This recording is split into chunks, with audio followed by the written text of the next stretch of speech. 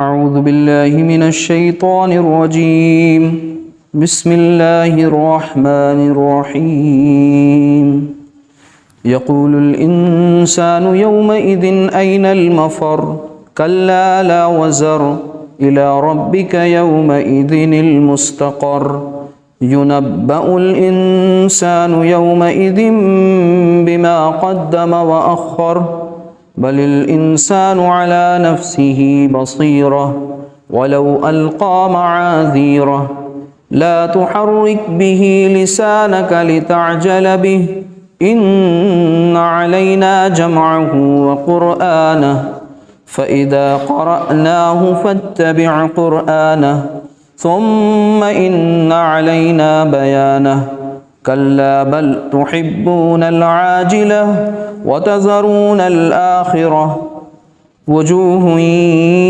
يومئذ ناظرة إلى ربها ناظرة ووجوه يومئذ باسرة تظن أن يفعل بها فاقرة كلا إذا بلغت التراقي وقيل من راق وظن أنه الفراق والتفت الساق بالساق إلى ربك يومئذ المساق صدق الله رب اشرح لي صدري ويسر لي أمري واحلل عقدة من لساني يفقهوا قولي ربنا لا تؤاخذنا إن نسينا وأخطأنا آمین یا رب العالمین۔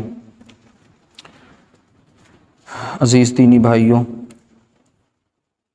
یہ سورۃ القیامہ کی وہ آیات آج پڑھی گئی ہیں جو اس سے پہلے کے تذکیر سیشن میں درس قرآن میں شروعات کی آیات کا سلیکشن کیا تھا۔ آج اسی سلسلے کو آگے بڑھاتے ہوئے یہ کچھ آگے کی آیات ہیں۔ دیکھیے، بات اس دن یہاں پہ قیامت کے ذکر ہو رہا تھا اور اس میں اس دن کی ہولناکی کا ذکر اللہ سبحانہ وتعالیٰ نے کیا تھا، اور خاص طور سے اس صورت میں ان دلائل کو جمع کیا تھا جن کے ذریعے یہ پتہ چلے کہ آخرت بالکل حق ہے اور ایک ایسی حقیقت ہے جس کے واقع ہونے میں کوئی شک و شبہ کی گنجائش نہیں ہے۔ اب یہاں پر اس دن بات مکمل ہوئی تھی آیت نمبر 10 میں کہ یقول الانسان یومئذ این المفر، کہ اس دن انسان کہے گا کہ بھاگنے کی جگہ کہاں ہے کوئی ایسی جائے پناہ، ہے کوئی ایسی جگہ جہاں پر آج کے دن کی ہولناکی سے بچا جا سکے اور وہاں جا کر کے امان مل جائے، شیلٹر مل جائے۔ تو اللہ سبحانہ وتعالیٰ کیا فرماتا ہے اس کے آگے؟ یہی سے بات شروع ہو رہی ہے، کلا لا وزر، نہیں کوئی جائے پناہ نہیں ہوگی، کوئی پناہ گاہ نہیں ہوگی، الی ربک یومئذ المستقر، آج تو تیرے پروردگار کی ہی طرف قرار گاہ ہے، یعنی جو قرار گاہ اگر کوئی ہوگی، ٹھہرنے کی کوئی جگہ ہوگی تو وہ تیرے پروردگار کی ہی طرف ہوگی اور کہیں نہیں بھاگ سکتے۔ ینبأ الانسان یومئذ بما قدم واخر، آج انسان کو اس کے آگے بھیجے ہوئے اور پیچھے چھوڑے ہوئے سے آگاہ کیا جائے گا۔ آگے انشاءاللہ اسے سمجھتے ہیں، ترجمہ سلیس جو ہے وہ سامنے آ جائے۔ بل الانسان علی نفسہ بصیرہ، بلکہ انسان خود اپنے اوپر آپ دلیل ہے۔ ولو القی معاذیرہ، اگرچہ کتنے ہی بہانے پیش کرے۔ اب یہ تو قیامت کا سلسلہ چل رہا تھا، اس دن کی ہولناکی کا ذکر تھا، اچانک سے بات چیت کا انداز تھوڑا سا بدل گیا اور بیچ میں ایک دوسرا موضوع آ گیا۔ اصل میں وہ دوسرا موضوع نہیں ہے، اس پر ابھی بات کریں گے انشاءاللہ۔ لا تحرک بہ لسانک لتعجل بہ، اے نبی صلی اللہ علیہ وسلم، آپ قرآن کو جلدی یاد کرنے کے لیے اپنی زبان کو حرکت نہ دیں۔ ان علینا جمعہ وقرآنہ، اس کا جمع کرنا آپ اور آپ کی کا زبان سے پڑھنا ہمارے ذمہ ہے۔ فإذا قرأناہ فاتبع قرآنہ، ہم جب اسے پڑھ لیں تو آپ اس کے پڑھنے کی پیروی کریں۔ ثم ان علینا بیانہ، پھر اس کا واضح کر دینا بھی ہمارے ذمہ ہے۔ کلا بل تحبون العاجلہ، اب یہ بیچ میں قرآن کے تعلق سے کچھ آیات تھیں، پھر واپس آخرت کی بات شروع ہو گئی کہ نہیں تم جلدی ملنے والی دنیا کی محبت رکھتے ہو، وتذرون الآخرہ، اور آخرت کو چھوڑ بیٹھے ہو۔ وجوہ یومئذ ناظرہ، اس روز بہت سے چہرے تر و تازہ اور رونق ہوں گے۔ الی ربہا ناظرہ، اپنے رب کی طرف پرامید نگاہوں سے دیکھتے ہوں گے، ووجوہ یومئذ باسرہ، اور کتنے چہرے اس دن بدرونق اور اداس ہوں گے، تظن ان یفعل بہا فاقرہ، یقین کر لیں گے کہ ان کے ساتھ کمر توڑ دینے والا معاملہ، کمر توڑ دینے والا جو ہے عذاب ہوگا ان کے اوپر، یعنی ایسا معاملہ کیا جائے گا جو ان کی کمر توڑ دے۔ کلا اذا بلغت التراقی، نہیں جب روح ہنسلی تک پہنچے گی، یعنی حلق تک، جب روح حلق تک پہنچے گی، وقیل من راق، اور کہا جائے گا کہ کوئی جھاڑ پھونک کرنے والا ہے، اسے بلایا جائے، وظن انہ الفراق، اور وہ یقین کر لے گا کہ اب یہ چل چلاؤ کا وقت آ گیا، اب یہ واپس جانے کا وقت آ گیا جس کی طرف سے زندگی بھر وہ غافل تھا۔ والتفت الساق بالساق، اور پنڈلی سے پنڈلی لپٹ جائے گی، الی ربک یومئذ المساق، آج تیرے پروردگار کی طرف چلنا ہے۔ اب اس کے بعد کا کچھ آیات اور ہیں، آخری رکوع وہ ہم نے قصداً چھوڑ دیا ہے، اور ان آیات پر ہم لوگ غور کر لیں اور ان کے ذریعے اپنے زندگی میں کچھ روشنی، بلکہ کچھ کیا، قرآن کی ایک آیت اور ایک لفظ بھی کافی ہوتا ہے ہماری ہدایت کے لیے، اگر ہمیں سمجھ میں آ جائے اور ہم واقعی سمجھنے کی نیت سے اور ہدایت حاصل کرنے کی نیت سے بیٹھیں تو، ورنہ کتب خانے کم پڑ جاتے ہیں اور انسان کی زندگیاں تمام ہو جاتی ہیں، لیکن پھر بھی وہ ہدایت سے دور ہی رہتا ہے۔ تو بات کی شروعات اس دن کی اس بات کو یاد رکھیے گا جب نفس امارہ، نفس لوامہ، نفس مطمئنہ، ان پر گفتگو ہوئی تھی۔ اللہ سبحانہ وتعالیٰ نے قیامت کے دن کی قسم کھا کے بات کا آغاز کیا تھا، اور پھر یہ بھی بتایا تھا کہ تم لوگوں کو یہ گمان ہوتا ہے، تمہیں اس بات کے اوپر آبجیکشن ہے کہ ہم تمہاری ہڈیوں کو جب کہ وہ گل سڑ جائیں گی، گوشت ووشت کو کیسے جمع کریں گے، ہڈیاں جمع کریں گے۔ تو اللہ تعالیٰ نے اس کے جواب میں کہتے ہیں ترکی بترکی جواب، تو پھر ویسے ہی ایک جواب دیا کہ اگر تم ہڈیوں کو جمع کرنا مشکل سمجھتے ہو تو ہم تو تمہاری انگلیوں کی پوروں کے ان کو بھی جمع کر دیں گے، ان کو بھی ٹھیک ٹھاک ریکور کر دیں گے اور ان فنگر پرنٹس کو تمہیں دکھا دیں گے۔ پھر اسی طریقے سے اللہ سبحانہ تعالیٰ نے یہ بھی بات کہی تھی کہ انسان تو چاہتا ہی ہے کہ وہ آگے نافرمانیاں کرتا رہے، اور پھر اس کے بعد پوچھتا ہے قیامت کب آئے گی، تو اس کو یہ جواب نہیں دیا کہ فلاں روز، فلاں دن، فلاں وقت قیامت آئے گی، بلکہ اس سے کہا گیا، قیامت کی کیفیات بتا دی گئیں، اس ہولناکیوں کا ذکر کر دیا گیا کہ پس جس وقت کی نگاہ پتھرا جائے گی اور چاند بے نور ہو جائے گا اور سورج اور چاند جو ہیں آپس میں جمع کر دیے جائیں گے، ملا دیے جائیں گے، اتنی بات کہی گئی تھی۔ اس کے بعد اب انسان ان ہولناکیوں سے پریشان ہو کے وہ کیا کہے گا، یقول الانسان یومئذ این المفر، کہ اس دن انسان کہے گا کہ کہاں ہے بھاگنے کی جگہ۔ جب بہت تنگ آ جاتا ہے انسان تو پھر اپنے حالات سے، اپنے احوال سے، اپنے مقام سے وہ بھاگنے کی کوشش کرتا ہے۔ یہ انسان بھاگنے کا مطلب ہے وہ چاہتا ہے اب کوئی چینج آئے، اب کوئی ایسی جگہ مل جائے جہاں پہ شاید یہ مسئلے ختم ہو جائیں۔ اور پھر تو ایک بات یہاں سمجھیے گا، اس دن جب اللہ تعالیٰ نے قیامت کب آئے گی کے جواب میں جب یہ پڑھا گیا تھا تو یہ بتایا تھا کہ فَإِذَا بَرِقَ الْبَصَرُ، تو جو ہولناکی بیان کی تھی وہ ایک ایسی عمومی ہولناکی تھی، مطلب وہ جو کیفیت تھی وہ کیسی کیفیت تھی، ایک عمومی کیفیت تھی، ایسے احوال بن جائیں گے، ایسے حالات بن جائیں گے۔ اور آج کی ان آیات میں جو ہمارے سامنے یہ بات آ رہی ہے خاص طور سے فرد کو مخاطب کر کے کہا ہے، مطلب جب نزع کا عالم ہوگا اس وقت کی منظر کشی کی ہے۔ اس سے پہلے جو منظر کھینچا وہ قیامت کے دن کا منظر کھینچا، اور آج جو کھینچا گیا مطلب آج جو ہم لوگ پڑھنے جا رہے ہیں اس میں نزع کا عالم جو ہوتا ہے، جب روح قبض کی جا رہی ہوتی ہے، ملک الموت آتا ہے، اس وقت کی ہولناکیوں کا ذکر ہے۔ اچھا، ایک بات انسان کی فطرت میں یہ ہے نا کہ وہ اپنے حالات سے بھاگتا ہے، یعنی اپنے پریشانیوں سے اس کا حل یہ سمجھتا ہے کہ ہم کہیں ادھر ادھر چلے جائیں، نکل جائیں۔ تو کسی شاعر نے کیا خوب کہا ہے کہ اب تو گھبرا کے یہ کہتے ہیں کہ مر جائیں گے، تو مر کے بھی قرار نہ پایا تو کدھر جائیں گے۔ مطلب انسان یہ سمجھتا ہے کہ مر گئے تو کام ختم، کھیل ختم، بلکہ یہ اس کی نادانی ہے۔ مرنے کے بعد تو پھر اصل زندگی شروع ہوتی ہے۔ یہ موت تو ایک برج ہے، ایک پل ہے جس کے ذریعے ایک ہستی کی ملاقات دوسری ایک ہستی سے ہوتی ہے۔ موت وہ پل ہے، برج ہے جو دو ہستیوں کو باہم ملاتا ہے، اور وہ دو ہستیاں کیسی ہیں کہ ایک فانی ہے اور دوسری لا فانی ہے۔ ایک انسان جو فانی ہے، ایک انسان جس کی تمام چیزیں ذاتی نہیں ہیں، عطائی ہیں، جس کی جو بھی علمی صلاحیت ہے، جو بھی مال ہے، جو بھی دولت اللہ نے دی ہے، جتنی بھی نعمتیں ہیں وہ سب اس کو عطا کی گئی ہیں ایک وقت معینہ کے لیے، ایک شارٹ پیریڈ آف ٹائم کے لیے۔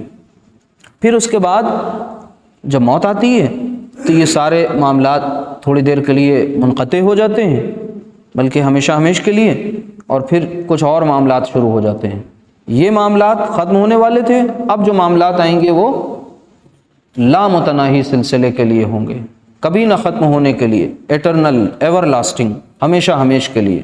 وہ ہمیشہ کے جو معاملات ہیں ان کی تیاری کرنا اور دوسروں کی فکر اس بارے میں کرنا، یہی تو ہماری ذمہ داری ہے، یہی ہمارا فرض منصبی ہے۔ سب سے پہلا اولین جو ہماری ترجیح ہو وہ اسی بات کی ہو کہ صاحب ہم اپنے آپ سے پوچھیں کہ ہم ہیں کون، آئے کہاں سے ہیں، جانا کہاں ہے۔ یہ ہر ایک انسان اپنے آپ سے پوچھتا رہے اور بار بار پوچھتا رہے تو شاید اس کا جواب اسے مل جائے، اور ایسا جواب جو اسے عمل پر آمادہ کر دے، ایسا جواب نہیں جو اس کو علمی مسئلوں میں الجھا دے۔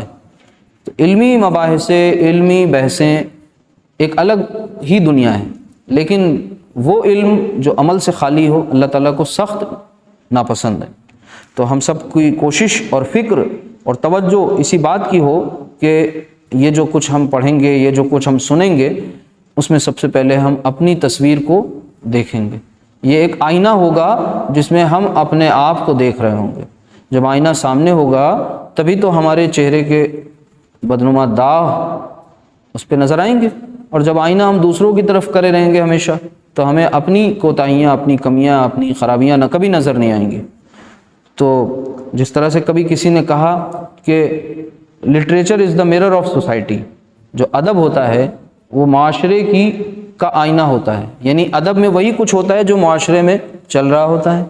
تو یہ سمجھ لیجئے کہ ہماری زندگیوں کا اگر کوئی آئینہ ہے اور اس کی جو کلائمیکس ہے، چوٹی ہے، وہ یہی قرآن ہے۔ یہ وہ اکلوتی کسوٹی ہے جس کے ذریعے ہم اپنے آپ کو پرکھ سکتے ہیں، ہم اپنے آپ کو جان سکتے ہیں، پہچان سکتے ہیں۔ ابھی ہم نے اپنے آپ کو پہچانا ہی نہیں ہے۔ جب ہم نے خود کو جس دن پہچان لیا اس دن خدا کو پہچان لیا۔ یعنی خود شناسی جس انسان میں نہیں ہے، اس کا مطلب وہ خدا کو کیا پہچانے گا۔ تو انسان اپنے آپ کو پہچانے تو ضرور وہ انشاءاللہ خدا تک پہنچ جائے گا، خدا کو پہچان لے گا۔ اور خدا کو پہچاننے کا مطلب یہ ہے کہ پھر خدا کے کہے کے مطابق زندگی بسر کر رہا ہوگا، اور خدا سے ملنے کا یقین اس کے دل میں ہوگا، اور وہ یقین ایسا یقین ہوگا جو دیکھ کر کے یقین ہوتا ہے، جو سن کر کے یقین ہوتا ہے، وہ یقین ہوگا۔ تو اللہ تعالیٰ کی ذات سے ہم سب کو امید ہے کہ اللہ تعالیٰ ہم سب کو ہمارے حصے کی ہدایت سے ضرور روشناس کرائے گا۔ اسی نیت سے ہم سب انشاءاللہ اس کا مطالعہ کریں گے۔ تو جب بھاگنے کی جگہ پوچھی جائے گی تو جواب یہ آئے گا کہ اللہ لا وزر، آج کے دن کوئی جائے پناہ نہیں ہے، کوئی پناہ گاہ نہیں ہے، الی ربک یومئذ المستقر، آج اب اکلوتی قرار گاہ جو ہے وہ یہی ہے، کیا؟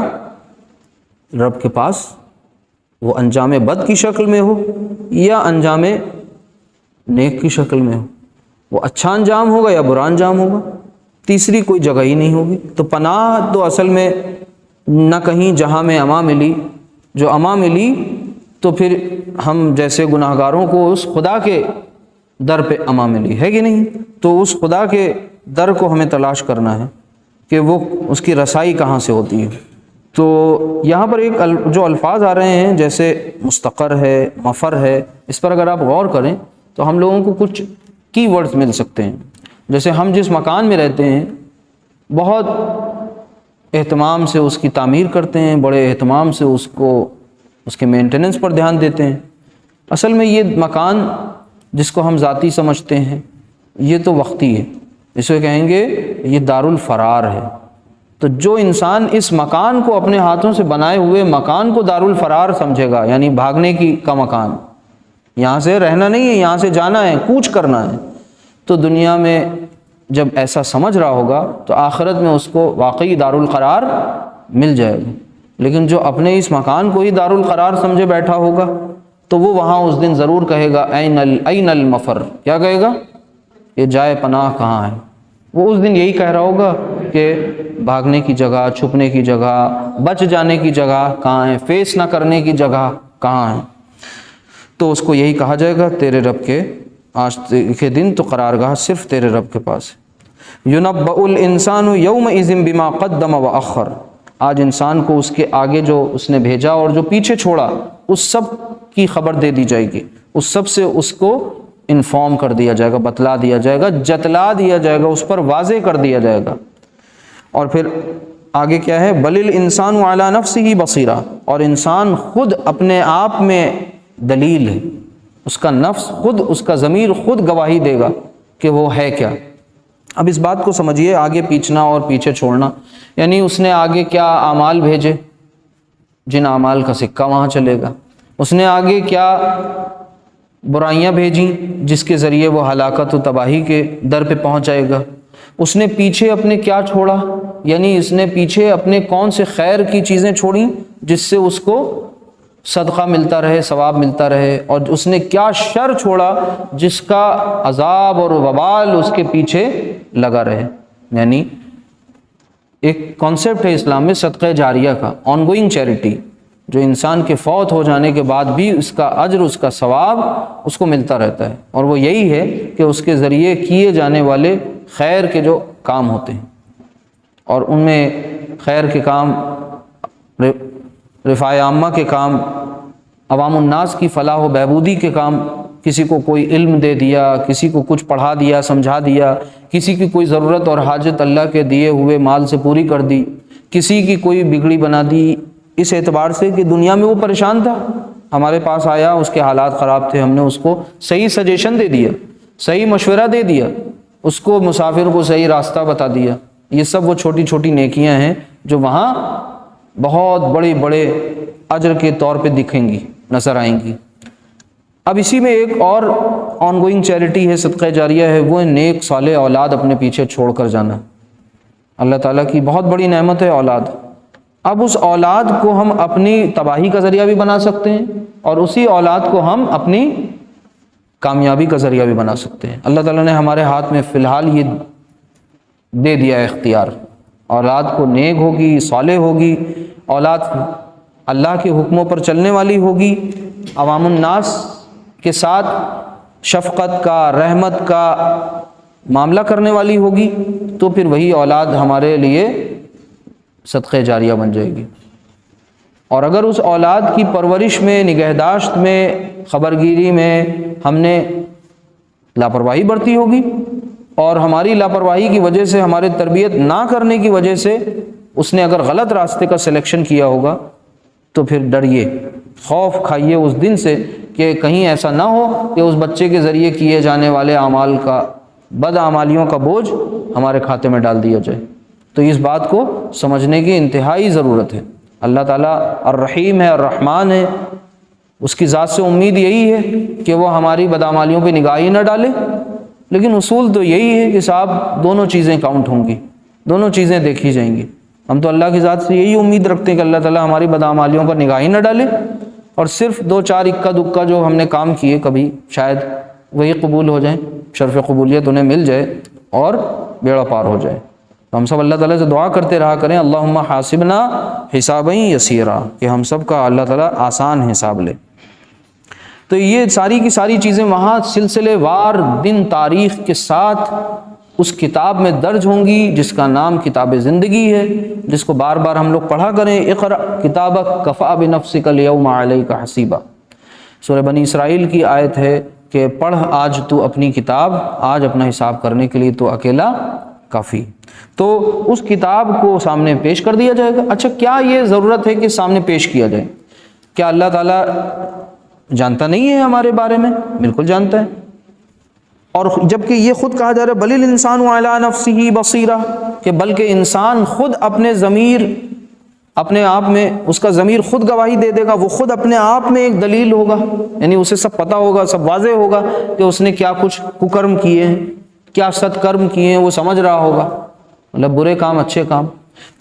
تو یہ ظاہر کرنے کا مطلب کیا ہے، اس کو سمجھیے۔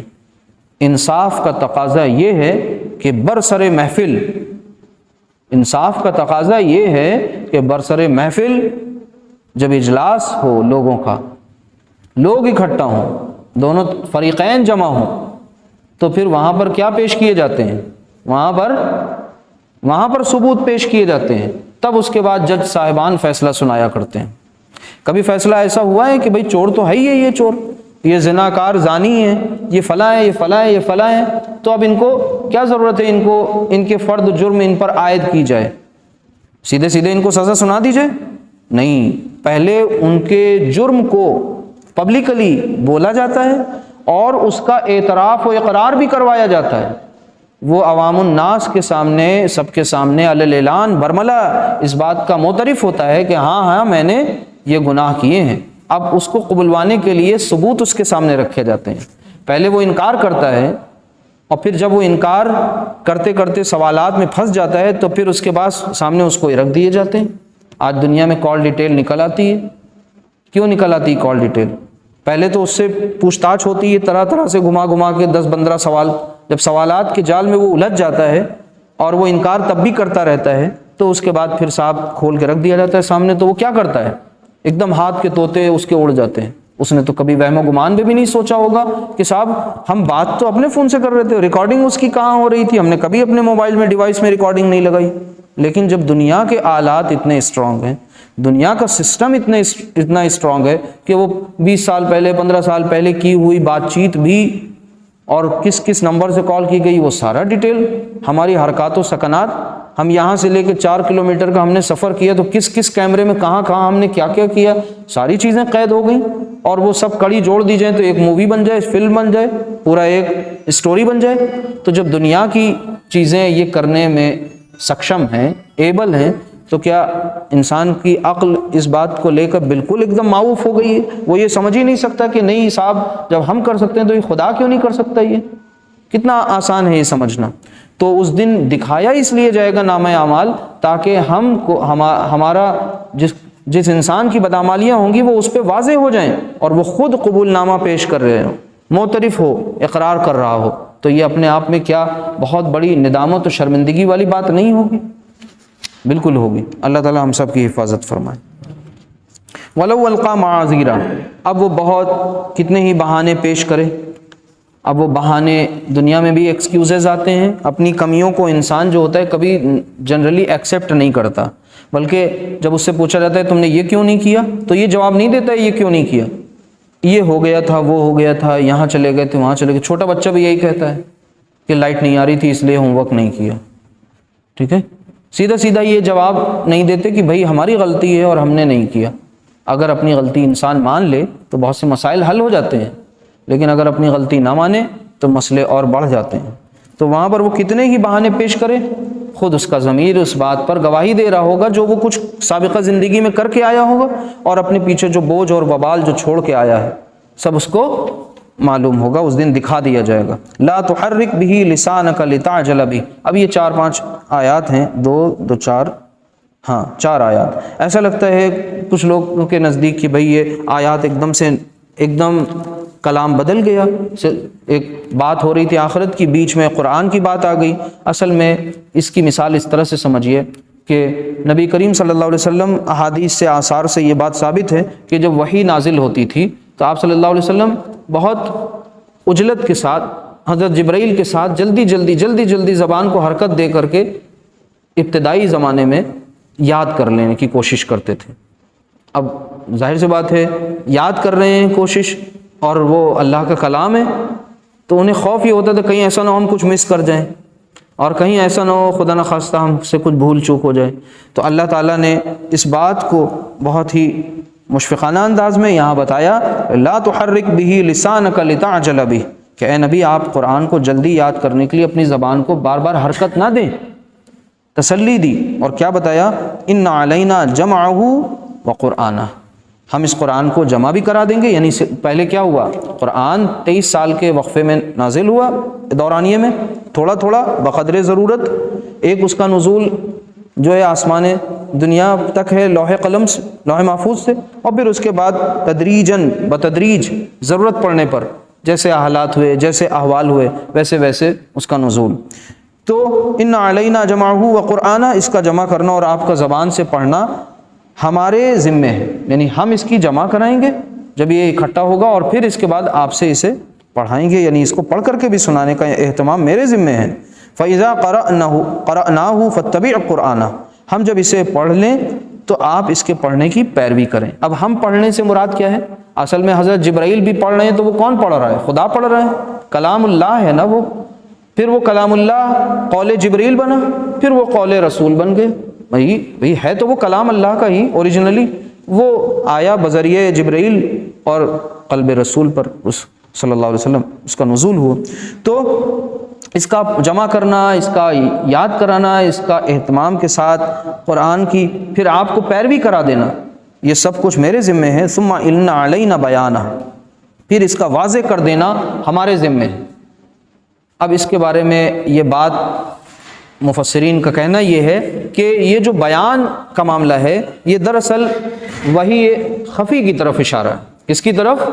وحی جلی وہ ہے جو قرآن کی شکل میں بظاہر نظر آ رہی ہے، دکھ رہی ہے، اللہ تعالیٰ کی آیات ہیں یہ، لیکن کچھ ایسا پورشن بھی ہے جو اللہ تعالیٰ کی طرف سے مخصوص طریقے سے اس کی تشریح کے طور پہ رسول اکرم صلی اللہ علیہ وسلم کی تربیت کا حصہ ہے، آپ صلی اللہ علیہ وسلم کی تعلیم کا حصہ ہے، جس کا اہتمام خود اللہ سبحانہ و تعالیٰ کر رہے ہیں.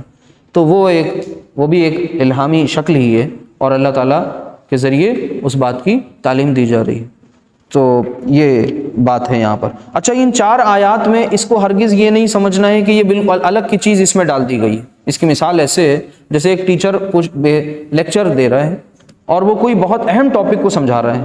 اب بچے کیا کرتے ہیں، عموماً بہت خوبصورت سی مثال ہے، آپ اسے سمجھ سکتے ہیں. اکثر کیا کرتے ہیں، فوراً آپ پڑھانے شروع کریں، لکھنا شروع کر دیتے ہیں. انہیں کیا فکر ہوتی کہیں سر اریز نہ کر دیں، یہ وائٹ بورڈ سے بلیک بورڈ سے کہیں چلا نہ جائے، تو لاؤ جلدی سے نوٹ کر لیں. جس وقت وہ نوٹ کرنے لگتے ہیں ان کا ذہن کدھر ہو جاتا ہے؟ کاپی کی طرف، پین کی طرف، اور ان کی توجہ ہونی کدھر چاہیے تھی؟ ٹیچر کی طرف.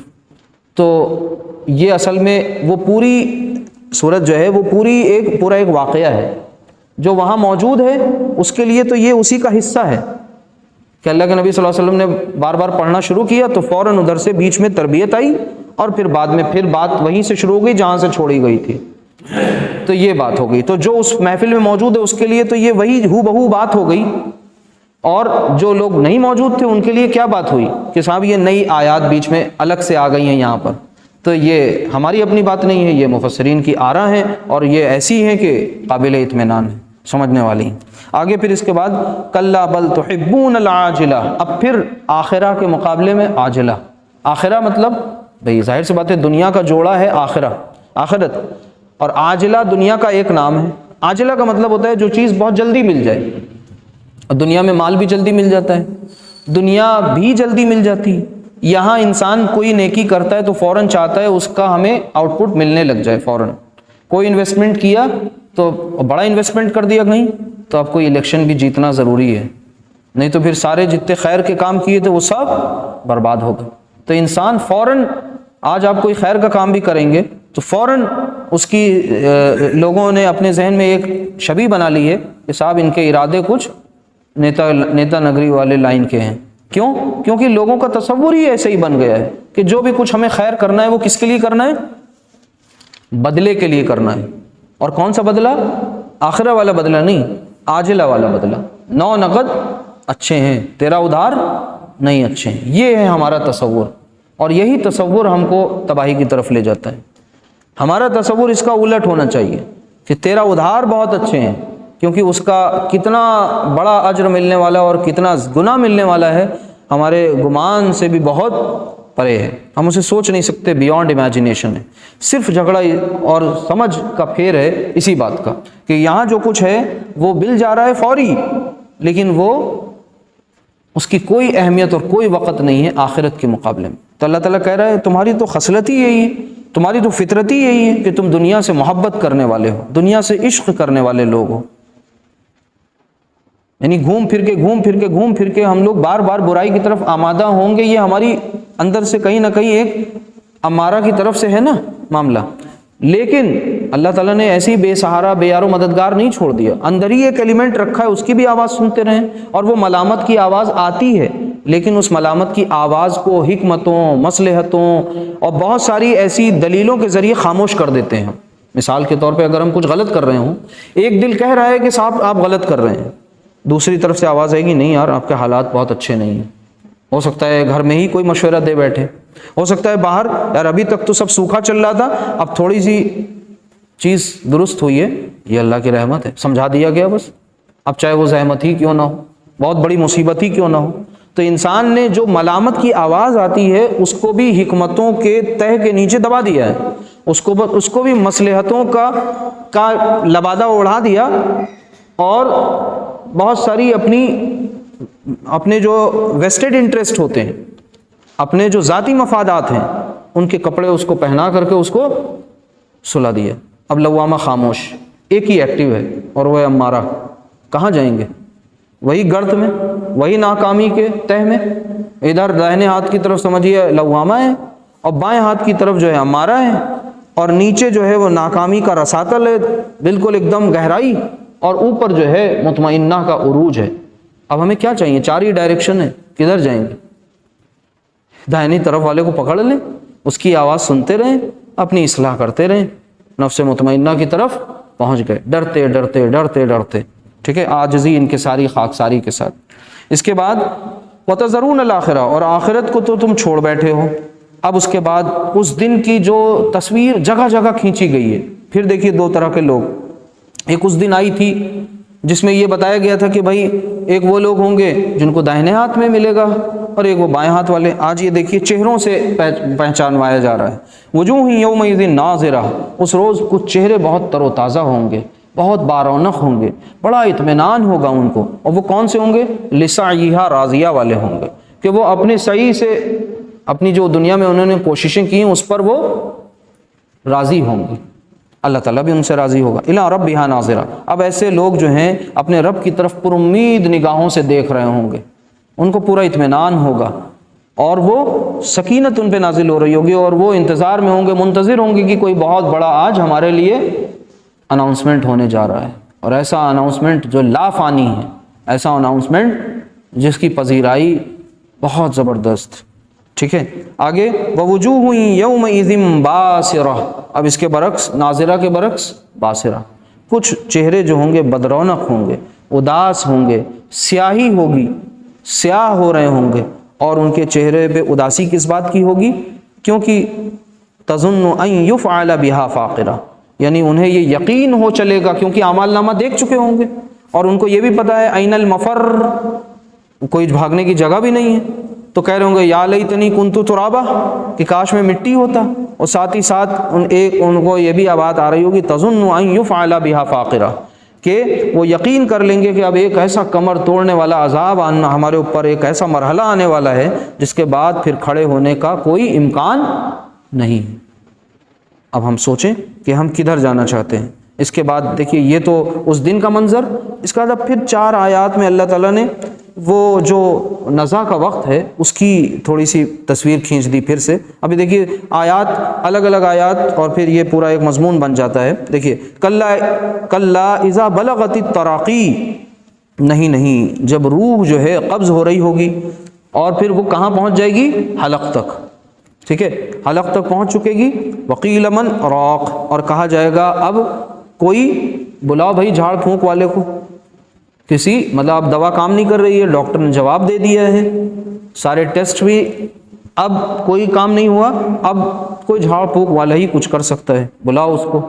تو اصل میں یہاں پر جو راق لفظ ہے اس کو بتایا گیا ہے کہ یہ 2 طرح سے اس کا جو ہے ماخوذ ہو سکتا ہے، ایک تو رقیہ سے، جھاڑ پھونک کرنے والے اس عمل کو، اور دوسرا یہ رقی سے بھی بنا ہو سکتا ہے جس کے معنی چڑھنے کے ہوتے ہیں۔ تو دونوں مفہوم یہاں پر پھر بیٹھ رہے ہیں، ایک تو اپنے لغوی مفہوم میں وہ کہ بھائی وہاں پر جھاڑ پھونک کرنے والا عام طور سے بلایا ہی جاتا ہے ایسے موقعوں پر. کوئی دم کرنے والا آ جائے بھائی کوئی چن پہ، اب اچھے طریقہ بھی ہو سکتا ہے جو سنت طریقہ ہے، اور کوئی ایسا بھی طریقہ ہو سکتا ہے کہ بھائی غلط طریقہ، لیکن آدمی اسی طرف بھاگتا ہے پھر، اور پھر وہ کہتا ہے اب یہی بچا ہے، یہی کچھ ہو سکتا ہے، اب تو کچھ نہیں ہو سکتا. سب طرف سے اب دروازے بند ہو گئے امید کے. وَظَنَّ أَنَّهُ الْفِرَاقُ، اور وہ یقین کر لے گا کہ اب یہ وقت جدائی ہے، اب چل چلاؤ کا وقت آ گیا، اب نکلنے کا وقت آ گیا، ایسا نکلنا کہ اب پھر واپس نہیں آنا. اور قبر کا حال مردہ جانے. تو جس کے اوپر یہ نزا کا عالم گزر رہا ہوگا وہی بتا سکتا ہے کہ بھائی اس کا صحیح ٹیسٹ کیا ہوتا ہے، جس نے چکھا نہیں وہ بتا نہیں سکتا. تو عقل مند وہی ہیں کہ ایسی چیز جس کو چکھنے کے بعد کوئی گنجائش باقی ہو.